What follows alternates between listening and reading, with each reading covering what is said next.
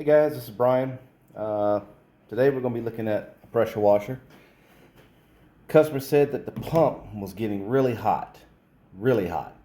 So wanted to take a look and see what the problem was. And this is something that some of you guys may face. Don't happen very often, but this will help you out.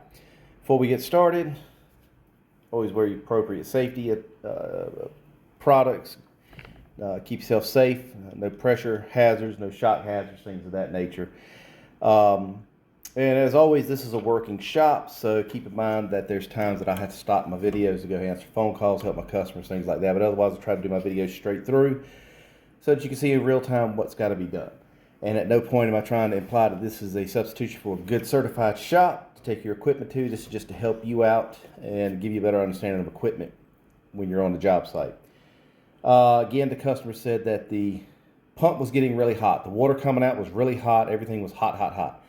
So he brought it in to me to take a look at. So I'm going to go grab something. I'll be right back. Okay. So typically when the water's getting hot, that means your unloader is failing. So the way the unloader works, the water comes in, it goes through the lower end of the pump, comes out through the upper end of the pump, and out through the high pressure in, low pressure in, higher pressure out. When the unloader is not being, when the water is not actually flowing, the water just keeps getting cycled through the pump. When the pressure builds to a certain point, the unloader lifts up, the water dumps off back down to the low end, and cycles back through the pump, and it recycles it that way. Now, I've got other videos that explain this as well, so if you want to look at that, grab the other videos and take a look at those. So what will happen is there's a pin with a seat at the bottom, and there's a ball, what looks like a ball, half of a ball bearing, and the spring. So when it unloads, it lifts up, water dumps off, goes back through. Well, that metal eventually wears and it will leak, so it'll constantly give pressure down to the low end and recycle that water. That builds an excessive amount of heat through friction. And I get guys talk about all the time, that doesn't happen. With the banjo style unloader or the bolt-on like this is going to be more common. Now and that'll happen when the unloader is going bad, but it will also happen if you don't pull the trigger. So when that machine's sitting there running for 5, 10, 15 minutes, that water is recycled. That's a lot of friction. It builds heat. So it can cause a problem through a bad unloader or just you using it but not pulling the trigger. And it will get hot enough. I've seen them melt the garden hose off the end of the intake. Now, this particular one, I had to replace the sight glass because the water got hot enough that it actually melted. This is the sight glass that was in it, but it melted the back side of the sight glass. That's how hot this oil got in the pump. That should not look this way. That's not buildup. That's melted plastic. That's how hot this will get. So anybody tells you that the pump won't get hot when you're not pulling the trigger for any other reason, they're full of crap, because this is what will happen. This happened on another pump, and this wasn't due to a bad unloader. This is just where the customer allows their machine to run extensively and recycle that water without pulling the trigger to dump that pressure off, get cool water in, get warm water out. That will cause this to happen. Causes a lot of other problems as well. So what we're going to do, I actually got all this done, so we're not going to discuss that. You got other videos on how to replace this. What we're going to do is take the old unloader apart, see what we see on the inside. Okay, so this is the old unloader that was on it. I took the intake off because the intake that was on it, he wanted to keep that one on his current setup, which is already filtered. So I just took the new swivel off of the new one and put his old filtered system on it. So I'm going to try to be quick with this because this can get kind of extensive and I don't want to get too crazy long with it. So these are the bolts called banjos. They hold the unloader on. This is the output. So first thing I'm going to do is take this off. I'm not going to take the quick connect off. We're going to take the collar here. Now, you've seen in other videos of mine, there should be a valve in here. When you take this off, a lot of times this thing will get corroded and rusted and whatnot. It looks bad. But it looks like a bullet with an O-ring on it and a hole through it and a spring. It prevents the pressure when you let go of the trigger from pushing back into the pump, which can overload your pump. So, all right. So it's not even in there. So apparently either it's been removed which is what I'm thinking, or it had just rusted completely away. It's nice and rusty on the inside, but this is missing. I don't have one handy I could show you, but it's in some of my other videos if you want to see what this looks like and how it's actually supposed to go in. So it's missing, which is strike one on this. Second thing, we're going to take this cap off so we can get to the inside. It's nice and rusty in there. So let me go grab a wrench to get that apart. All right, got a wrench. I'm just going to turn this and unscrew it. It's going to get tight. What we want to do is get on the inside of here so you can see what we got.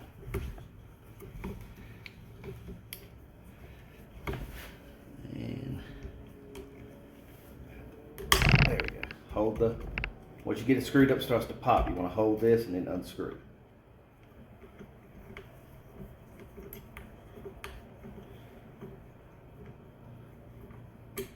Take it off, take the cap off. This is actually what's being adjusted when you turn it. There's usually a brass or steel pin in here. I'm going to try to push it out.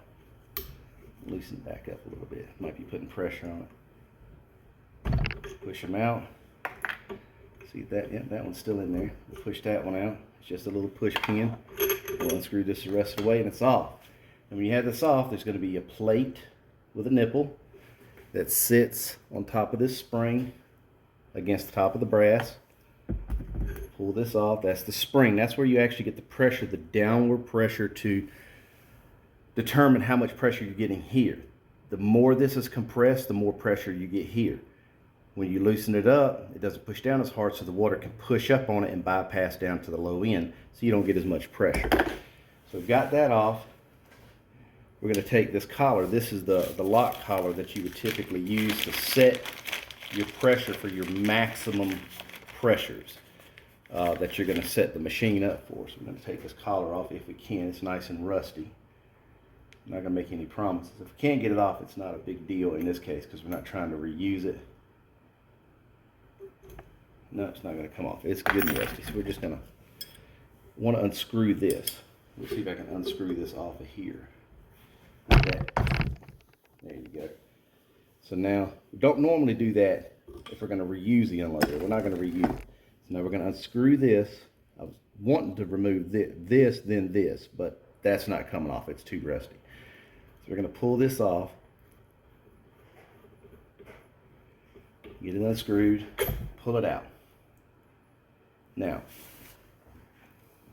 I'm going to show you, try to, see how this works on the close-up. There's going to be another one of those plates in here. Let it drop out, put it out of the way. We don't need it. So when this is sitting down in here, there's another donut, basically. It's like a washer. It sits here. This sits over top of it. That stops the water from going through. Spring is pushing it down. When the pressure builds so much, it pushes, if you watch this, it'll push it up. When it does, the water jets through and then pressure pushes it back from the spring. So that's what the unloader does. Open, close, open, close. And when this begins to wear out, and it might be hard to see, when this begins to wear out, the water will leak past and eventually it will chew this up. This is carbide here, but the water will chew this up. You see that right there? It don't look like much, but it should be smooth, and you can see it's not. That is missing. I don't see anything else missing on it, but it's missing right there. It's hole in the worn into the metal there. So that allows the water to continuously leak, and that water with friction, it gets hotter and hotter and hotter, and eventually you have melting on the unloader, excuse me, the sight glass on the pump itself, and it can damage the packings. We'll look down inside. That silver piece in there, that's the seat that it sets on. And again, this just, it happens over time. It's going to happen with almost every unloader. That's what's going to happen. But that, I mean, that's basically it. Now, if you wanted to rebuild this, you could. You get the rebuild kit for whatever particular unloader. You would remove this. There's a flathead inside of here, and there's flat edges here to put a wrench on, and you would unscrew this from the stem. That way you can get in and put all new seals and everything. But I have found on most all of these banjo style unloaders, you could get them a good one from a reputable source for about 80 bucks. They're not terribly expensive. Whereas a rebuild kit, $20, $30, but you're using all the old stuff. And I figure, why? What's the point? You know, you're gonna have more time involved in doing that than taking 2 bolts out and bolting a new unloader on. It's not a big deal. But that's why the unloader is getting hot. It's weeping past through that bad spot. And if you can't see it, I apologize. Let me see if I can do this. We'll do that. There. See that dark spot? That's a bad spot in the middle. And it's not going to get better. It's not Wolverine. It's not going to self-heal. It's going to get worse. So when your water pump on your unloaders, your water pump on your pressure washer is starting to get heat, you feel it when you touch it. It's getting hotter as time goes by. It's going to be a leaking unloader. It's leaking from the high pressure side back down to the low pressure side, even while you're spraying with the wand. I hope this helps you guys out understand how this actually works and what the outcome can be if you don't pay attention to this. If you got any questions, catch me on Facebook, because I answer a lot of questions directly there in a lot faster time than I do on YouTube. Otherwise, I'll see you next time. Thanks.